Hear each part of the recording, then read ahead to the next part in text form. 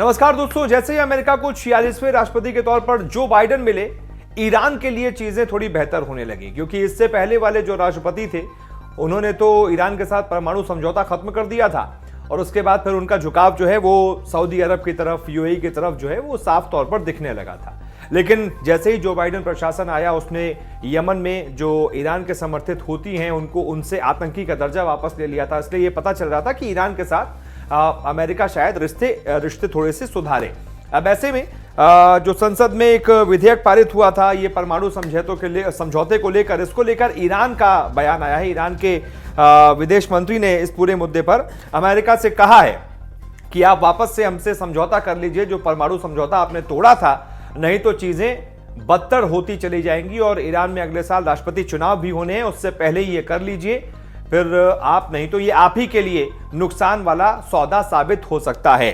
Iran के विदेश मंत्री मोहम्मद जवाद जारिफ ने कहा है कि अगर अमेरिका ने 21 फरवरी तक अपने प्रतिबंधों में ढील नहीं दी तो देश की संसद में पारित विधेयक सरकार को परमाणु शक्ति के मुद्दे पर अपना रुख कड़ा करने को मजबूर कर देगा।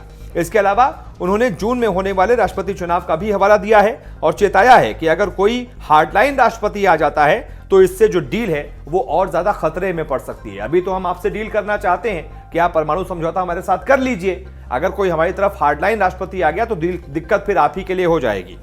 जारिफ ने एक अखबार को दिए इंटरव्यू में कहा है कि नए ईरानी साल से पहले संसद में विधेयक और फिर राष्ट्रपति चुनाव के माहौल के चलते अमेरिका के पास समय कम होता जा रहा है।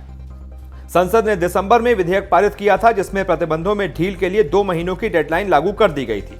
जारिफ ने कहा है कि अमेरिका जितना देर करेगा उसका उतना ही नुकसान होगा। इससे लगेगा कि जो बाइडेन प्रशासन डोनाल्ड ट्रंप की विफल विरासत से खुद को अलग नहीं कर पा रहा है।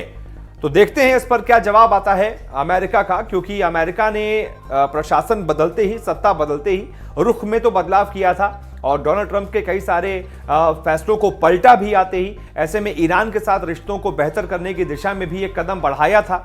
और अब देखते हैं कि परमाणु समझौते के मुद्दे पर अमेरिका क्या ईरान की बात मानता है या फिर नहीं। कोई भी अपडेट होगा आपको सबसे पहले बताएंगे। फिलहाल आप क्या सोचते हैं इस खबर पर बताइएगा। वीडियो को लाइक कीजिएगा, शेयर कीजिएगा, चैनल को सब्सक्राइब कीजिएगा। बहुत बहुत शुक्रिया।